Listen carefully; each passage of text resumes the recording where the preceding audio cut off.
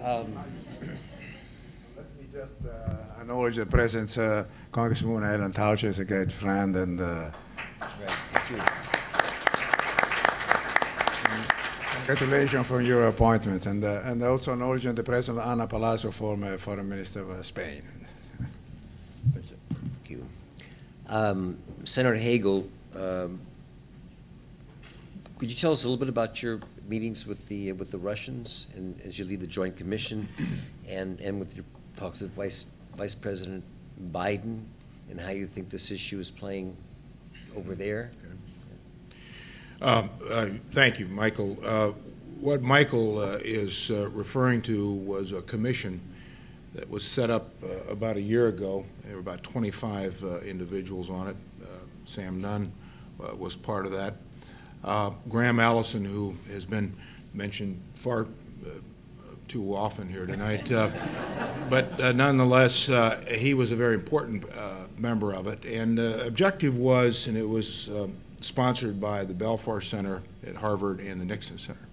And the objective was to inventory a list of recommendations that we could present to the new Russian government and the new U.S. government on how we can get this U.S.-Russian bilateral relationship onto a higher plane, because the realities are that every challenge that faces each of our countries in the world is woven into the same fabric, and there is an interconnectedness to all of this, beginning with what we're talking about here tonight, proliferation of weapons of mass destruction, that we all need to address. And as the ambassador noted and Joe noted, and I think everyone here agrees, without the United States and Russia working together, since we,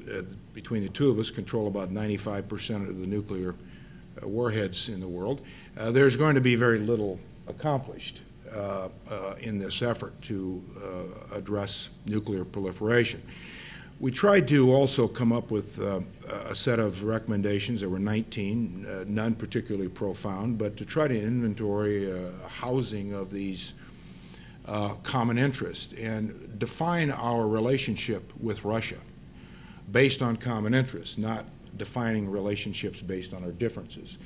And that really was done, I think, for the last time globally right after World War II, when we built these coalitions of common interest for 10 years. And NATO was one of those coalitions, the United Nations, IMF, World Bank came out of Bretton Woods, General Agreement on Tariffs and Trade. And it was all based on a definition of relationships on common interests, not our differences. And so when we went to Russia, and Graham was part of the delegation, there were 5 of us, we spent 90 minutes with President Medvedev. The Foreign Minister Lavrov was there. I thought, and I think it was unanimous with our commission members, our U.S. ambassador was in attendance, that the receptivity was very significant, very open. We spent 4 days there, met with all of the senior members of the Russian government, including the military and intelligence leaders. I had been in Russia 10 months before that and had met with the same people. The atmospherics were totally different. The environment was totally different. Now, that doesn't mean success will automatically result. But what I saw was a lot of receivers turned on and transmitters turned off. The world would be better off if we had more receivers on and less transmitters off. Listen, actually, that'd be something novel, to listen to each other and actually think through some of these things and then proceed based on knowledge, based on a reality that we understand the threat, and these are the things we're going to have to do to meet successfully, meet that challenge. The 19 recommendations we presented to President Medvedev, we went through those, as well as with the senior military. Now, they were courteous. I understand that. I've been around a little bit to understand that normally heads of governments are not discourteous. So I factor that in. But I think there's a reality here that if Russia is to prosper and do the things that I think their leaders want for their country, and we have differences, we're going to continue to have differences, it's how we deal with those differences, then this issue is going to have to be dealt with. We briefed Vice President Biden, we briefed General Jim Jones, who everyone knows is our national security advisor, spent time with Secretary Clinton.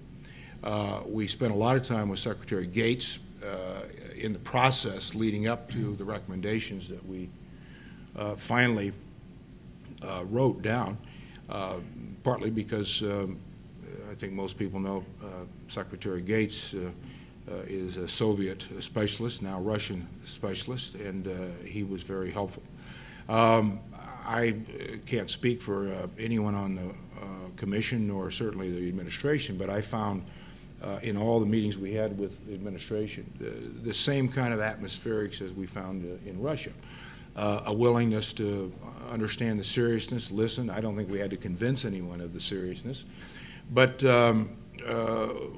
sometimes in the institutions of governance, there is not the kind of latitude and margin to strategically think as deep and as wide as is required.